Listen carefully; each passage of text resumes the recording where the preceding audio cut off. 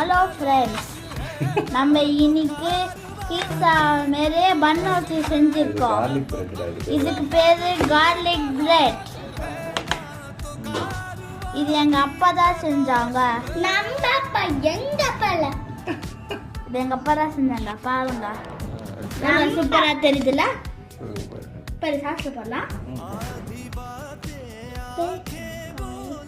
Hello friends, நம்ம video முதல் தடவை பார்க்குறீங்களா? லைக் பண்ணிடுங்க.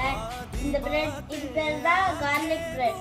இது பார்க்கறதுக்கு பீஸா பேரே இருக்கும். இதோட கீழே மொறு மொறுன்னு நல்லா டேஸ்டியாக இருக்கும் சாப்பிடும் போது.